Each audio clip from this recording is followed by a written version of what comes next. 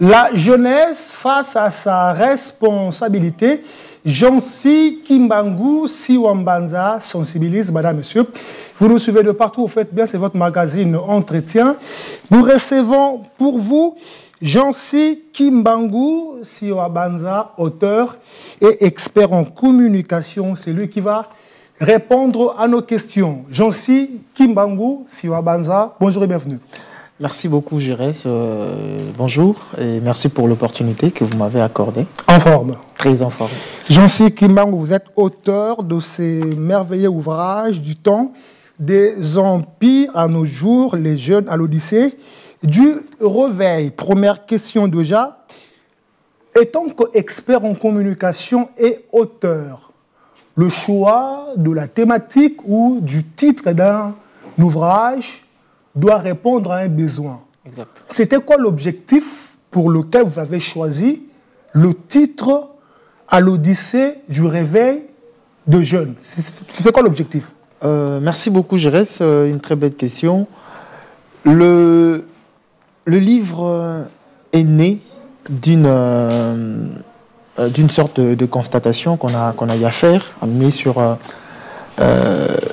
tout ce qui caractérise l'Afrique. Oui. Vous êtes sans ignorer que plus de 60% de la population africaine est jeune, alors que la jeunesse est de temps en temps, je dirais, un peu marginalisée ou négligée, pendant que nous constituons une force. La jeunesse, qui occupe plus de 60% de la population, devait être regardée avec un œil vraiment particulier. Lorsque nous avons réuni tous ces éléments, nous nous sommes dit, la population, la jeunesse est une sorte de capital humain que toute nation, même le continent africain, doit réunir pour son développement. Oui. On ne peut pas se développer en tant qu'une nation en mettant la jeunesse à côté, en mettant la jeunesse, en reléguant la jeunesse à la dernière position. Nous avons dit, OK, nous devons réfléchir sur la jeunesse. Mais comment réfléchir sur la jeunesse? Ça, c'était d'abord le premier objectif. Nous nous sommes dit, nous devons réfléchir sur la jeunesse en ayant une pensée qui sera émaillée de la logique trilogique, parce que lorsque nous parlons de la jeunesse, nous ne devons pas laisser la jeunesse étudier la jeunesse dans le contexte présent. Okay. Il faudrait d'abord questionner le passé, parce que pour avoir une expérience l'espoir de changer l'avenir ou le présent, il faut se questionner sur les expériences antérieures. Jansi Kimbangu, vous êtes un observateur de la société. J'ai le temps de lire votre ouvrage. Je pense au chapitre 3, page 71, vous avez dit, ceci, je résume, la dérive tire son origine d'un côté de la mauvaise volonté des dirigeants, vous avez cité les politiques, les églises, et de l'autre côté, vous avez dit l'inconscience des jeunes. Alors que la dérive est déjà là, que faire pour trouver la solution? La solution palliative, selon vous, c'est quoi?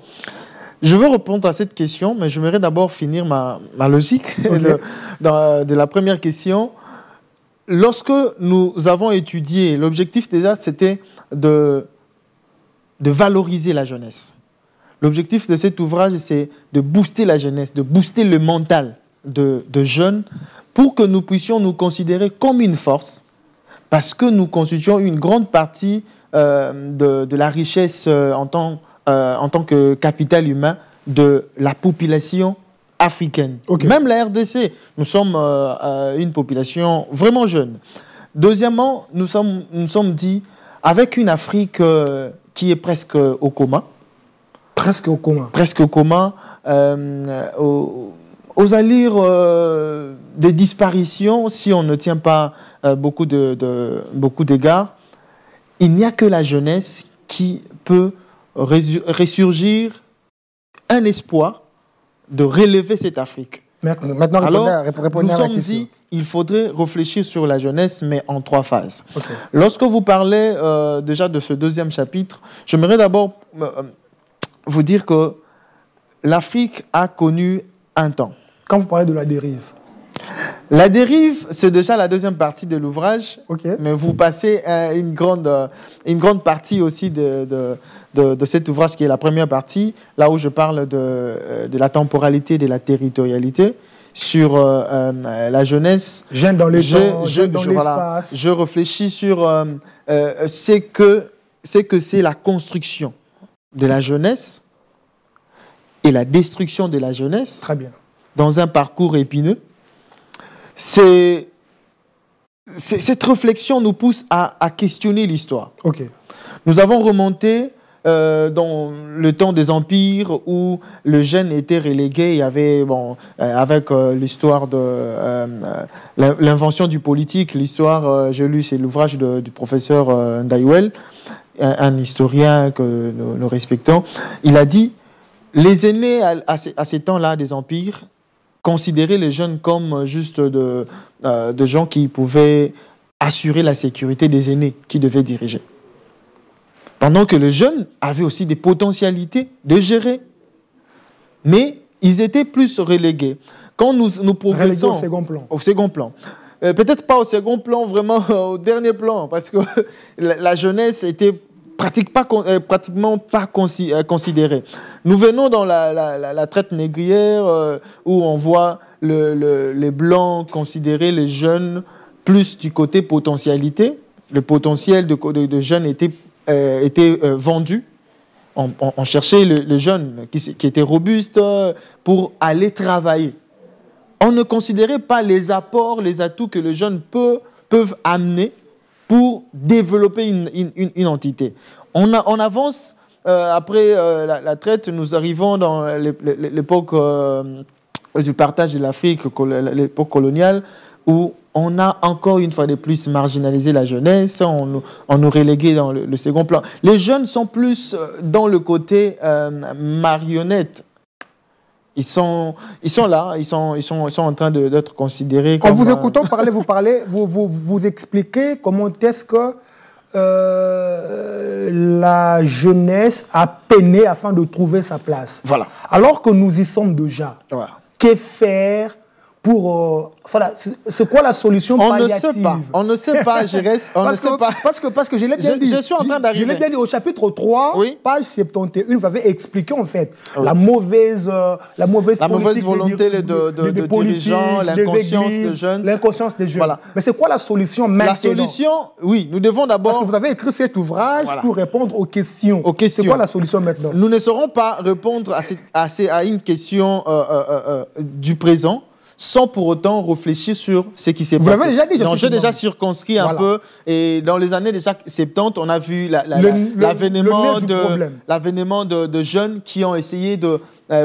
qui ont vraiment marqué l'histoire. Nous avons vu de Thomas Sankara, Kadhafi, à 29 ans déjà président. Déjà, le jeune commençait à faire ses sursauts vers le devant. Il commençait à prendre les choses en main. Oui. Maintenant, comment c'est fait que nous ayons déjà pris un élan de gagnants, un élan de guerriers, nous sommes à petit fait reculés, relégués au plan initial. Oui.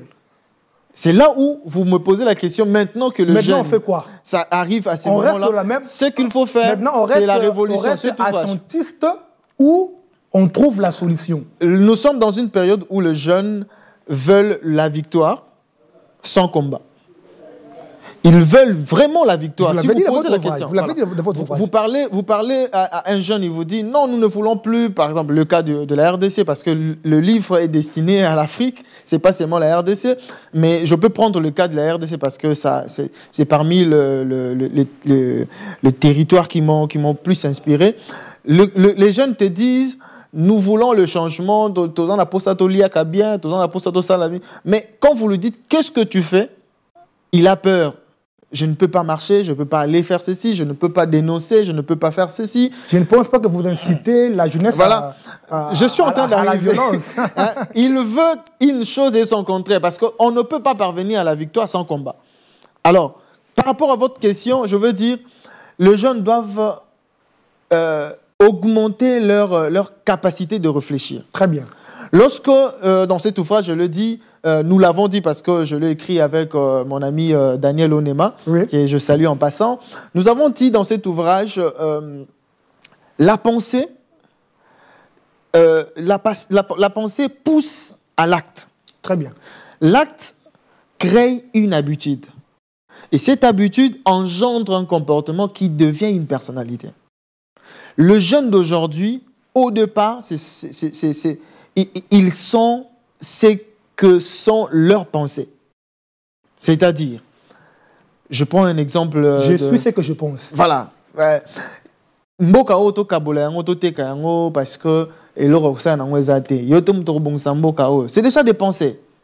Et si vous réfléchissez, même pas réfléchir, vous regardez cette personne qui a l'habitude de prononcer cette pensée-là, vous allez voir que cette pensée engendre et pousse cette personne-là à poser des actes. Et ces actes-là vont corroborer avec cette habitude qui engendre en lui une personnalité. Il va construire un monde, une zone de confort pour lui. Ponaye, c'est Giresse, lui, quand il vient, bon, lui, il travaille, et peut-être il a des fétiches. Il construit déjà tout un monde, parce que moi, je ne peux pas accéder là où Giresse est arrivé, parce que je ne peux pas arriver là. Nous revenons dans un cercle fermé, et ça ne permet pas aux jeunes de s'épanouir. Donc, ce que je peux dire, en répondant à votre question, ce qu'il faut faire, c'est la révolution mentale. La révolution mentale doit s'imposer à tout le jeune, et nous avons amené ces ouvrages pour que le jeune le lise.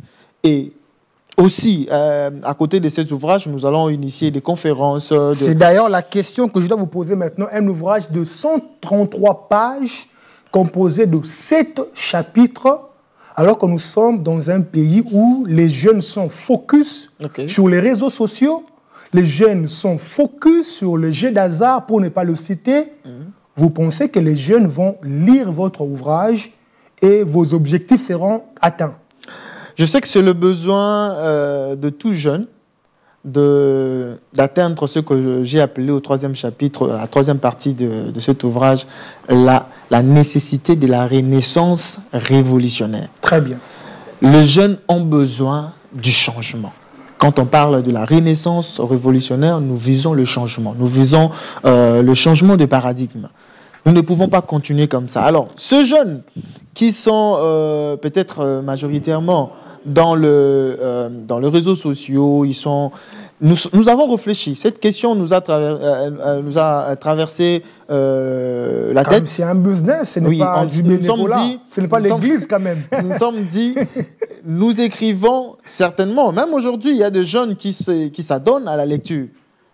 Les jeunes qui aiment les écritures, qui aiment les livres. Le quota est très amoindri. Très amoindri, mais ça fait partie des changements que nous voulons imposer dans la société, parce que nous ne pouvons pas espérer à un changement sans pour autant lire, sans pour autant aller dans des bibliothèques. Mais aussi, actuellement, il y a avec l'avènement de nouvelles technologies, nous nous sommes dit, ces mêmes ouvrages, nous sommes en train de travailler là-dessus pour en faire pour créer un support audiovisuel. Moi, par exemple, je lis beaucoup d'ouvrages en audiovisuel, je mets ça dans la voiture, même en conduisant, je peux lire des ouvrages. Nous voulons adapter cet ouvrage aussi à ces jeunes-là qui n'ont pas assez de temps dans la lecture des ouvrages écrits. Nous pouvons les aider à pénétrer, à comprendre notre pensée dans coucher dans cet ouvrage. J'en suis Kimbangu, je suis au chapitre 6, page 111. Vous avez dit exactement ceci. Prendre conscience de passer du jeu au travail, ça m'a beaucoup interpellé, car tout le monde a un talent à aiguiser et exercer au profit d'abord de soi, ensuite de tous. Alors pour ces jeunes qui passent le temps à tourner les pouces, à dire que je dois aller en Europe pour réussir ma vie. Mais ici, vous dites que nous avons tous un talent que nous devons aiguiser et mettre en valeur, et puis, tant soit peu, gagner sa vie. Vous voulez réveiller quoi dans la tête des Congolais en particulier et des Quinois, des Congolais en général et des Quinois en particulier? Merci beaucoup. Ces jeunes doivent savoir simplement que la vie n'est pas seulement chez autrui. Ok. Nous pouvons aller en France, mais je veux vous dire, il y a des statistiques qui démontrent qu'en France, même les jeunes sont dans le chômage. Il y a des jeunes qui souffrent. Mais ce n'est pas le cas comme ici. Ce n'est pas le cas, mais je veux vous dire que si vous n'avez pas réussi à sortir les mauvaises habitudes, vous n'avez pas réussi à imposer cette révolution que nous avons démontrée dans cet ouvrage, même si on vous extirpait d'ici au Congo pour vous amener aux États-Unis d'Amérique, vous ne serez jamais Bill Gates, vous ne serez jamais grand. Le plus important est que nous ayons cette révolution mentale. Moi, je veux dire à ces jeunes-là, ce n'est pas mauvais. Moi, je suis parmi les gens qui j'allais dire, qui admirent voyager, parce que quand je voyage, je fais des découvertes. Vous voyagez beaucoup. Voilà. C'est pour m'ouvrir aussi à d'autres civilisations, d'autres cultures. Ça me permet d'avoir un autre aperçu de notre réalité. C'est pas mal, mais avec quel objectif? Est-ce que vous y allez pour fuir la RDC pendant que ces Blancs vers qui vous allez, eux, ils choisissent de venir ici au Congo? Nous sommes un pays qui est agressé aujourd'hui, mais demandez combien d'expatriés sont ici, qui refusent même de rentrer. Je vais même vous relater une sorte d'anecdote d'un ami qui est expat. Il me dit, bon, vous voulez que je rentre chez moi pour faire quoi? Je dis, mais c'est chez toi. Nous, on veut d'abord regarder. Non, moi ici, j'ai déjà fait 20 ans. D'ailleurs, j'ai épousé une Congolaise. Donc, tu vois, pour lui, il s'est dit, il est venu au Congo, dans une terre où les gens considèrent Tote Kayango, Tosomba, Kabulambongo. Lui, il vient, il s'investit avec une autre mentalité pour s'imposer et créer des richesses. Alors, pourquoi les Congolais, nous, les jeunes, nous devons toujours considérer notre pays comme une sorte d'affaire? Est-ce que l'État met le jeune dans les conditions afin de produire? C'est ça le problème. C'est ça le problème. Je sais Kimbangu, la volonté y est, mais est-ce que les conditions sont réunies? C'est ça que je dis. Nous allons organiser d'ici là les conférences pour booster les jeunes. C'est vraiment un mouvement qui va arriver pour essayer d'amener un autre niveau. Comment amener le jeune à un autre niveau, à réfléchir autrement, parce que cette révolution mentale est une sorte de richesse. Vous avez dit il faut se découvrir dans l'ouvrage. Il faut d'abord que la personne sache de quoi il est buté. Quel est le problème qui est devant lui? Dans cet ouvrage, je réfléchis, je peux appeler ça des instruments, mais en psychologie, je pense qu'on appelle ça des examens, la rétrospection, l'introspection et l'inspection. Très bien. Dans la rétrospection, nous avons réfléchi pour faire comprendre aux jeunes que nous devons questionner le passé pour comprendre le présent et affronter l'avenir. Dans l'introspection, nous sommes en train de réfléchir sur nous-mêmes. Nous sommes en nous et on s'est dit, qu'est-ce que je connais ou je sais le mieux faire? Qu'est-ce que je peux faire? Et quel est le domaine qui me paraît plus facile? Ça, c'est l'introspection. Tu ne peux pas te dire que tu ne maîtrises pas, par exemple, le journalisme. Tu viens pour devenir journaliste. Ça ne va pas fleurir, tu n'auras pas une vie florissante parce que simplement, il faudrait que tu te découvres. J'ai suivi le pasteur Atoms qui avait dit, je crois, lors de Réveillon, il dit, il faut omiyeba. Si tu n'arrives pas à te connaître, c'est déjà là la première bataille, avant que les autorités ne viennent. Parce que les autorités peuvent déverser des sommes colossales, mais si les jeunes eux-mêmes ne se considèrent pas comme des atouts majeurs pour le développement de notre pays, pour le développement de sa famille, de sa propre vie, ça sera un problème. Jean-Philippe Kimbangu, on va faire avancer les débats. C'est l'actualité, nous devons en parler. Ça va faire aujourd'hui plus de 30 ans que la partie est de la RDC est agressée. Et tant qu'auteur, expert en communication, coach, il faut le préciser, la solution viendra de qui? Des élites ou des armes? Je ne peux pas dissocier les deux branches parce que... mais d'emblée, je vais vous dire, la solution est d'abord l'apanage des élites. Okay. Pourquoi? Parce que la confection de la stratégie, de la tactique, de la politique, c'est l'élite qui conçoit. Oui. Je veux répondre en épousant une pensée ou un exemple biblique même. David, qui était potentiellement roi, parce qu'il a déjà été roi, il sera roi. Ça, c'était prévisible. Il a été roi à 3 reprises. Voilà. Alors, derrière le troupeau de son père, voilà. à Hébron, et puis voilà. Mais quand il était devant Goliath, oui. Qu'est-ce qu'il devait faire? Avance, pasteur. Non, c'est dans la réflexion. Okay. David n'a pas tout de suite utilisé sa lance. Oui. Aujourd'hui, on peut appeler les différentes armes que nous avons. David n'a pas d'abord utilisé cela, mais il a utilisé d'abord son intelligence. Très bien, il a réfléchi. Il a réfléchi, il a même posé la question. C'est là où je parle de la révolution mentale.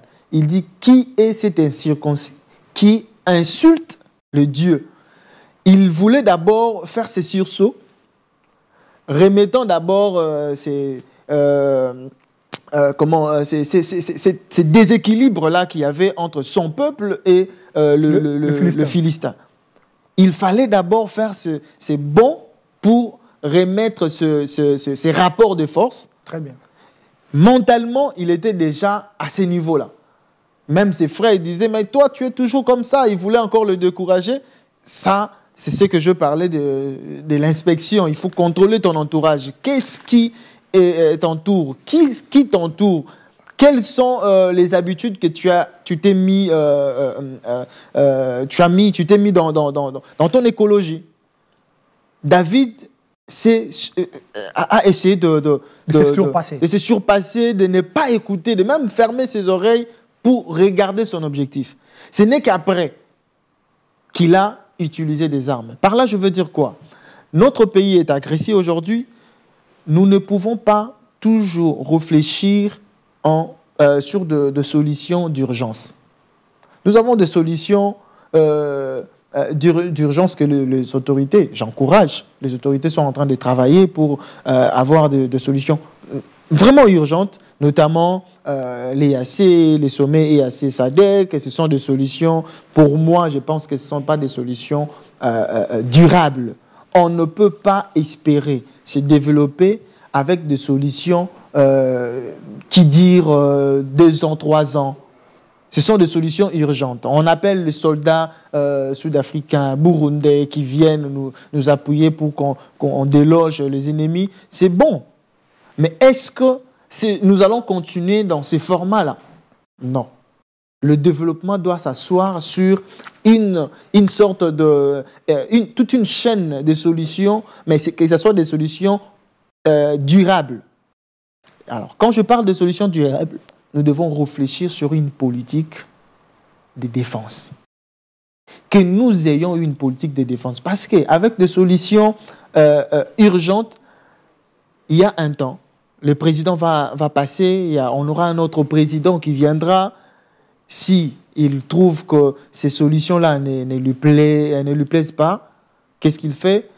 Il renverse, il revient, il remet à zéro le compteur. Lui, il met aussi sa touche. Nous allons partir de solutions temporaires en solutions temporaires et finalement, le pays va régresser, va continuer à régresser. Nous sommes arrivés à la fin. La dernière question de Ja. Okay. Un message aux jeunes qui vous suivent en ce net moment et pour ceux qui veulent se procurer ces merveilleux ouvrages que je recommande à tous les jeunes, ils font comment? Un message aux jeunes et puis l'endroit où on peut trouver cet ouvrage. Je veux dire aux jeunes, nous allons nous ériger en armée de révolutionnaires mentales. Nous, on n'est pas dans la révolution de l'autre côté, là, c'est dans le négatif. Nous, on est dans la révolution mentale parce que révolutionner mental veut dire nous voulons le changement, mais de changement réfléchi. Ça, c'est de 1. De 2, nous allons lancer des programmes de conférences avec des jeunes pour créer vraiment cette synergie avec les jeunes. Et pourquoi ne pas aller voir les autorités pour que nous puissions ensemble apporter une touche. La jeunesse, comme je le dis au début, c'est toute une sorte de capital humain que nous devons capitaliser pour que notre pays puisse obtenir ce développement que nous recherchons. Donc, le gouvernement, le ministre de la Jeunesse doit mettre beaucoup d'attention à notre démarche. Nous allons le voir pour... Et pour ceux qui veulent trouver l'ouvrage, ils font comment? Et donc, les jeunes doivent nous écrire sur WhatsApp parce qu'on est en pourparlers avec Amazon et d'autres maisons de distribution. Nous voulons d'abord que vous puissiez vous associer à nous dans notre plateforme en nous appelant écrivant sur WhatsApp 082 85 46 004. Vous nous écrivez, nous allons échanger avec vous pour vous donner tous nos programmes. Qu'est-ce que nous voulons faire exactement avec le jeune? Alors, ce que je peux dire comme un mot de la fin, 3 secondes. Nous devons nous battre pour notre liberté, pour notre changement. Le jeune, vous devez cesser de regarder ceux qui ont réussi comme des magiciens, comme des extraterrestres. Nous devons faire ces sursauts. Nous devons augmenter notre capacité à aller vers ce changement-là. Merci. On ne peut pas obtenir la victoire sans le combat. Merci beaucoup, Jancy Kimbangu. C'était un plaisir de vous avoir sur ce plateau. Oui, madame, monsieur, votre magazine Entretien touche à sa fin. J'aimerais clôturer avec cette phrase de Jancy Kimbangu. Agir sans rougir, ainsi pour guérir, même si il faut mourir, j'accepte de partir, que de soutenir ce qui fait souffrir jusqu'à faire périr. C'est là ma devise. Le rendez-vous est pris. À la prochaine occasion, paix et grâce dans vos familles et que Dieu bénisse les RDC et ses autorités. Au revoir.